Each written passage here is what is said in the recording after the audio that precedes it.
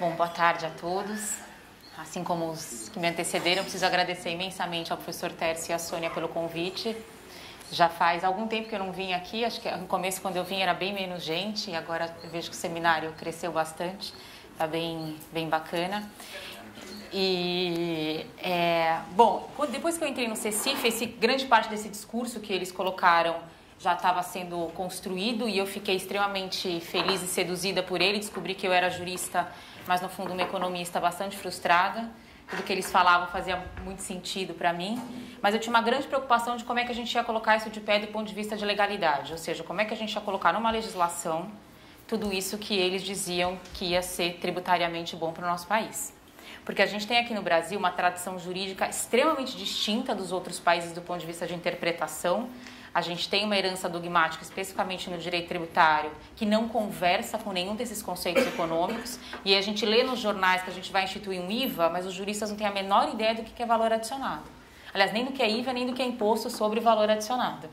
E eu me lembro de uma conversa que eu tive com o API bem no começo, quando eu entrei no CECIF, e ele dizia: Vanessa, não tem segredo, é um imposto que vai incidir sobre bens e serviços. Ou seja, base ampla, tudo. Eu disse a ele: não. Bens e serviços para nós, juristas, está muito longe de ser tudo que é consumido. A gente discute ainda, em 2018 no Brasil, se a importação de uma Ferrari deveria estar sujeita a um imposto como esse. Por quê? Porque se eu consumir a Ferrari e ela não for destinada à venda posteriormente à minha aquisição, não tem imposto de consumo na importação. Não é possível? É possível. E serviços também não vai incorporar, por exemplo, todos esses intangíveis que a gente compra hoje pelo celular. Eu faço uma assinatura da Apple, ouço a rádio da Apple, as playlists da Apple, e isso a gente defende aqui no Brasil, que não é um serviço. Então, tudo isso estaria fora dessa base simples, aparentemente, de um imposto que se chamaria bens e serviços. E a gente percebeu que a tarefa ia ser muito mais difícil do que a gente imaginava, porque a gente estava muito preso a palavra bens no sentido de comércio, de mercadorias, uma definição um pouco mais antiga, e na palavra serviços ainda muito presos a alguma coisa que alguém realiza, executa para você. Então, se a Apple deixa, o Netflix deixa lá disponível um monte de filmes para a gente assistir, ela não está fazendo nada para mim, está só lá disponível. Ah, então não é serviço tributável. Então, a nossa herança de interpretação no direito tributário, que é muito autorreferencial, coloca um desafio de transição de cultura muito difícil. Esse foi o primeiro grande desafio. Acho que já faz mais de 2 anos que a gente tenta desenhar o fato gerador desse imposto e não consegue. Cada hora vem um lá e diz: olha, mas tem que colocar locação. Não precisa locar, não precisa, porque senão alguém vai dizer que locação não é, enfim. E a gente tenta, junto com a comunidade jurídica, ouvindo as pessoas, encontrar um caminho que nos tire dessa tradição formalista e garanta, de outro lado, segurança jurídica. Outro aspecto muito importante, que é uma grande dificuldade que a gente tem no desenho do imposto e que está muito conectado com a ideia de igualdade do sistema que o API falou e com a alíquota uniforme que o professor Nelson falou, ou seja, todo mundo pagaria o mesmo imposto e todos os bens e serviços teriam a mesma carga tributária. Então, se eu for comprar um perfume, o tributo vai ser 25%, e se eu for comprar feijão, vai ser 25%. Eu lembro da cara de um dos presidenciáveis, quando a gente foi dizer para ele que a alíquota do imposto era sempre 25%, ele perguntou assim para a gente: até a cesta básica? A gente falou sim, até a cesta básica. Por quê? Porque é muito mais eficiente devolver o imposto do que dizer que só a carne de segunda tem a alíquota mais baixa. Isso gera um contencioso natural.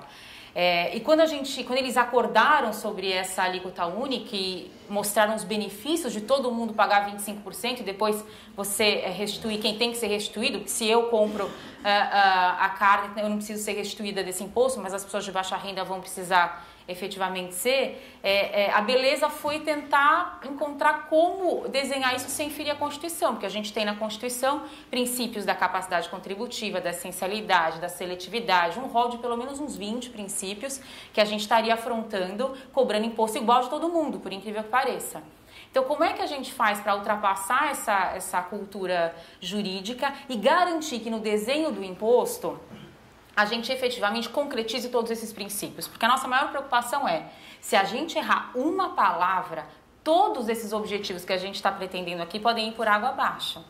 Todos eles, muitos deles, muito provavelmente vão ser contestados até o Supremo Tribunal Federal, com certeza, porque tudo, do ponto de vista tributário, está previsto na Constituição, então a gente já prevê um contencioso, mas é óbvio que a gente tem tentado fazer um trabalho técnico, e aí não é só um trabalho técnico de redação da legislação, é um trabalho técnico com muito apoio do Eurico e de todo o círculo jurídico que o envolve, quase de aculturamento, de tentar entender o quanto as balizas dos conceitos econômicos trazem mais segurança jurídica do que as balizas dos conceitos jurídicos. Não existe nenhuma discussão ao redor do mundo do que é um imposto que não incide em cascata, um imposto não cumulativo. Ninguém discute. Fui fazer uma pesquisa para tentar entender como é que os outros países endereçavam esse assunto. Ninguém tem essa discussão. Se a gente só tem aqui porque a gente não quer olhar para o conceito econômico de tributação em cascata. E isso é bastante... torna o desafio de endereçar juridicamente esse imposto muito maior, porque além de lidar com as dificuldades que toda a legislação que você vai fazer, você tem, todo o processo de generalização é muito difícil, né? Todo mundo conhece o famoso exemplo do Rei Cacém Seixas, né? Tinha lá a plaquinha na estação de trem, você não pode entrar com cães, chega alguém querendo entrar com um urso.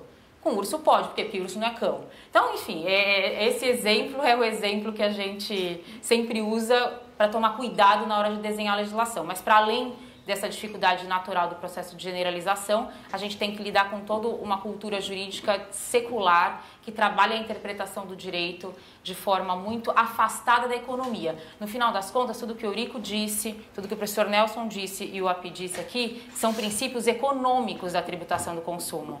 Nada disso que eles discutiram é jurídico, mas a verdade é que quem vai regular o imposto não é a economia.